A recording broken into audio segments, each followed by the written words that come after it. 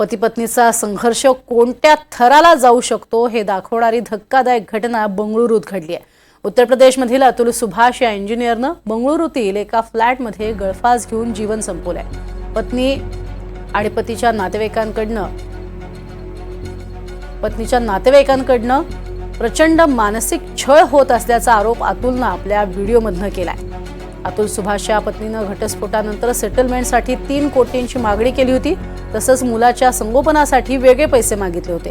इतकंच नाही तर पत्नी आपल्या मुलाला भेटू देत नव्हती असाही दावा अतुलनं या व्हिडिओतनं केलाय। गेल्या 2 वर्षात पत्नीनं 9 गुन्हे दाखल केलेत असाही आरोप अतुल सुभाषने केलाय। त्यामुळे आत्महत्येशिवाय आता कोणताही पर्याय नसल्याचं अतुल सुभाष यानं व्हिडिओद्वारे सांगितलंय। तर 24 पानी सुसाईड नोटही लिहिली आहे।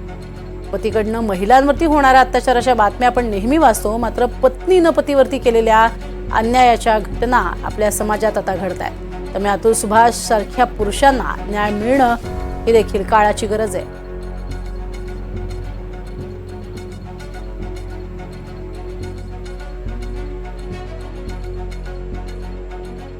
मैं अपने माँ बाप भाई से अलग से उनसे बात करूंगा लिख कर। हो सके तो माफ करना, जिस उम्र में मुझे अपने मम्मी पापा का सहारा बनना था, इस उम्र में उन्हें हमेशा के लिए दुख देके जा रहा हूं ऐसा। तो ज्यादा मुझे उम्मीद तो नहीं है, लेकिन अभी भी मैं अपनी वाइफ को बोलूंगा कि उसमें तो कोई वैल्यू नहीं है। मेरी वाइफ में खुद तो मेरे बच्चे को क्या ही बड़ा करेगी वैल्यू के साथ। मेरे पेरेंट्स को मेरा बच्चा दे रहे, वो उसको बेटर वैल्यू के साथ बड़ा करेंगे। और I think she should have done it with me, she should have given the child to me, but मुझे बच्चे से अलग रख के दुख पहुंचाने के लिए उसने किया है। जबकि उसे भी पता है वो बच्चे को रेज करने में अक्षम है। खुद ही बोली कि मैं बच्चे के पाल परवरिश के लिए पैसे भी नहीं है अगर तुम्हारे पास, तो हमें दे दो बच्चा, हमें मेरा आखिरी अंश है, मेरे माँ बाप को दे दो, वो बहुत नाजों से पालेंगे उसे। और मेरा भाई एक बहुत अच्छा आदमी है, वो भी पालेगा उसे। मेरा अस्थि विसर्जन तब तक नहीं होना चाहिए जब तक मेरे हरासर्स को पनिशमेंट नहीं मिलता है, तो मेरा अस्थि विसर्जन ना हो। अगर इतने सारी चीजें, एविडेंस और सब कुछ होने के बाद भी अगर कोर्ट, ये जज और मेरे बाकी के हरासर्स को पनिशमेंट नहीं देती है और बरी कर देती है, तो मेरा जो अस्थि है वहीं कोर्ट के बाहर किसी गटर में बहा देना चाहिए, ताकि मैं ये जान जाऊं हमेशा हमेशा के लिए, मैं ये अपना लेसन सीखता रहूं कि इस देश में क्या वैल्यू है एक लाइफ की। तो ये एक है। और जुडिशियरी से मेरी एक दरख्वास्त है कि मेरे माँ बाप और भाई को इन फॉल्स केसेस में और हरास नहीं किया जाए, इसे खारिज किया जाए। और मेरे हरासर्स को और इस करप्ट जज को, और ये माधव का भी इन्वेस्टिगेशन होना चाहिए, है ना, ये भी लाखों रुपए कमाता है, तो जरूर पकड़ा जाएगा। बेसिक से कोई इन्वेस्टिगेशन करेगा तो कोई ना माधव पकड़ा जाएगा। उसके पास प्रॉपर्टीज होंगी, पैसा होगा, जज के पास प्रॉपर्टी पैसा होगा एक्स्ट्रा करप्शन का, तो पकड़े जरूर जाएंगे। अगर कोई कहता 50 रुपए तो ये हर कोई देता है, ये तो कोई ना कोई तो सामने आके बोलेगा कि 50 रुपए घूस लिया मैंने। तो ये तो सार्वजनिक बात है। अगर ये सब भी नहीं पकड़ पाते हैं तो फिर मेरी अस्थियां बहा दी जाएं गटर में, कोर्ट के बाहर। मैं इस जज का कंप्लेंट सुप्रीम कोर्ट और हाई कोर्ट में भी मेल करने वाला हूं। आणि या प्रकरणासंदर्भात वकिलांनी नेमकी काय प्रतिक्रिया दिली आहे पाहूयात।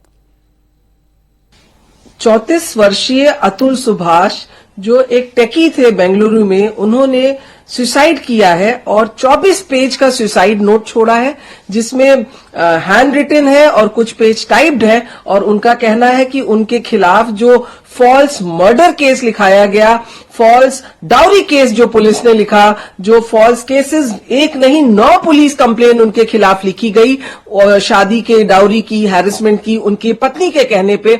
इस वजह से वो सुसाइड कर रहे हैं, अपना जीवन ले रहे हैं। और उन्होंने लिखा कि जस्टिस नॉट ड्यू, कि मुझे न्याय नहीं मिला, मैं कोर्ट कचहरी भागता रहा और इस वजह से मैं अपना जीवन अंत कर रहा हूं। बहुत ही दुखद घटना है, बहुत ही शर्मनाक घटना है। और मैं चाहती हूं कि वो पत्नी जिसने पैसे की हवस में अपने पति की जान ली है, और वो पुलिस जिसने ये फर्जी केस लिखे हैं, उन दोनों पे मुकदमे कायम किए जाए और जो है पत्नी पे अबेटमेंट टू सुसाइड बीएनएस के नए कानून में सेक्शन 108 के तहत उस पे एफआईआर लिखी जाए और पुलिस के कर्मचारी जिन्होंने झूठे केस लिखे, और क्योंकि जो मर्डर का केस लिखा गया था बाद में उनकी पत्नी ने माना कि मेरे पिता की डेथ हार्ट अटैक से हुई थी, मर्डर से नहीं, उनकी जो है उनका मर्डर नहीं हुआ था। तो मुझे लगता है कि इसमें जो है पुलिस अफसरों पे भी कार्रवाई होनी चाहिए जिसमें 10 साल की सजा का प्रावधान है। तो क्योंकि ये जो कानून बनाए गए थे डाउरी के और महिलाओं प्रोटेक्शन के लिए, महिलाओं के प्रोटेक्शन के लिए, मैरिड वुमेन के प्रोटेक्शन के लिए, डोमेस्टिक वायलेंस में उनको जस्टिस देने के लिए, अगर इन कानूनों का इस तरह दुरुपयोग होगा तो फिर जो है इनका जो जेन्युइन केसेस है महिलाओं के उनको न्याय नहीं मिलेगा। और बहुत ही दुख की बात है। और यही नहीं, वो सुसाइड नोट में ये भी लिखा है कि जो मुकदमा है वो बेंगलुरु में चलना चाहिए कि वहां पे ज्यादा न्याय मिलने के चांसेस हैं। जौनपुर में ये केस लिखा गया है। योगी आदित्यनाथ जो वहां पे मुख्यमंत्री हैं उत्तर प्रदेश के, मैं उनसे चाहूंगी कि जौनपुर पुलिस ने अगर इस तरह का कुकर्म किया है, ऐसे गलत केसेस लिखे हैं, 1 नहीं 8 कंप्लेन लिखी है उस प्रोफेशनल के खिलाफ जो निर्दोष था, जिसका कहना है कि मैं अपने 4 साल के बच्चे को शक्ल भी नहीं देख सका और मैं 2 लाख रुपए महीने मेंटेनेंस दे रहा था, और जिस बच्चे के लिए मैं जीना चाहता था आज उसी बच्चे की वजह से मैं जो हूं इतना दुखी हूं कि मैं